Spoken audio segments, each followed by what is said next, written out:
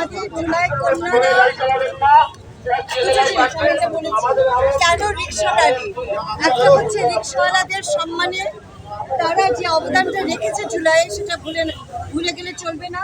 আমাদের অনেক জুলাই কন্যারা বলেছে ওদের জন্য আমরা বেঁচেছি এবং তারা তাদের সম্মানটা রিক্সাওয়ালাদেরকে ব্যাখ্যা করতে চায়।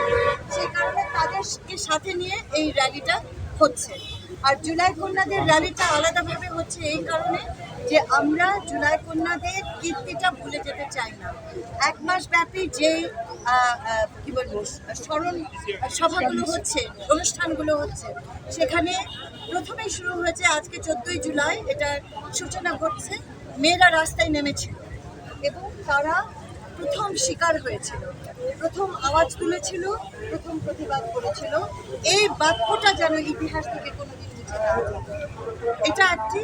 এবং সেই কারণে সেদিনকার মেয়েরা পাবলিক ইউনিভার্সিটি, প্রাইভেট ইউনিভার্সিটি, কলেজগুলোর ইয়াং মেয়েরা সবাই কিন্তু আজকে এই র্যালিতে অংশগ্রহণ করছে।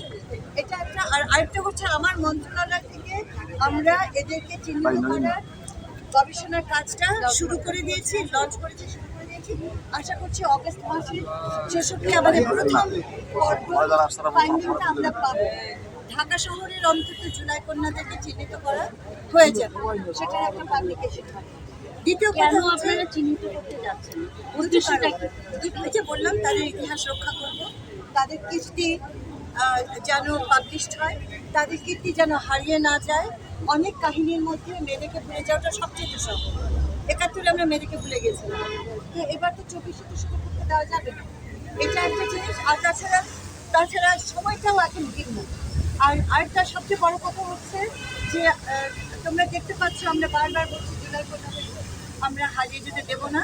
এবং আমার মন্ত্রণালয় এই উদ্দেশ্যে অনেকগুলো উদ্যোগ নিয়েছে এবং আমরা একটা আর্কাইভও করবো এবং সারা দেশব্যাপী স্তরে স্তরে সারা দেশব্যাপী মেয়েদেরকে আমরা চিহ্নিত করবো। তোমরা মেয়েরা যারা এই যে রিপোর্টার্স আছো, তোমরা কিন্তু জানো যে মেয়েরা যুদ্ধ করে ঘরে ফিরে ঘরে একা বসে আছে, তারা চোখের জল ফেলছে, কারণ সমাজে তাদেরকে নিয়ে অনেক নোংরামো করছে, সেটা তো হতে দেওয়া যাবে না।